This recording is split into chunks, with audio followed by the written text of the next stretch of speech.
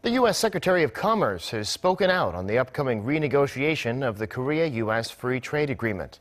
In a keynote speech at a forum in Washington on Tuesday, Wilbur Ross said the automobile sector would be one of the key issues under discussion.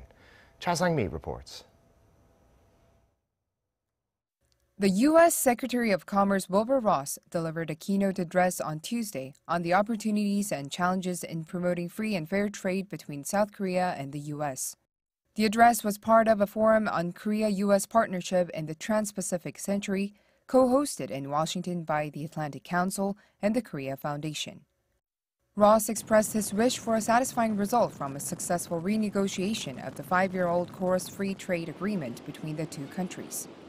He said Washington sees the automotive deficit as the most crucial part of the U.S. trade deficit with South Korea and a priority during the trade negotiations, as South Korea imposes, quote, very different standards on American cars and allows a small quota for car imports that don't have to meet those standards. He claimed that Korean requirements for American car imports aren't reasonable in the overall scheme of things. Yet trade experts say that when it comes to automobile trade between the two countries, South Korea for a long time has been exporting more and importing less from the U.S. We're not restricting or banning American cars on purpose. It is just that the market is already very competitive among domestic cars. That's why fewer people buy U.S. cars, not because of the effect of an unfair free trade deal.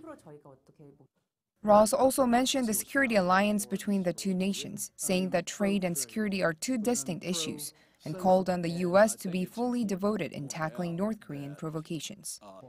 In terms of trade policies, Ross said the Trump administration aims to reduce the U.S. trade deficit and underscored the wish for a free, fair, and reciprocal trade. Korean trade experts, however, say that when it comes to trade negotiations, the words and actions of the U.S. may well differ.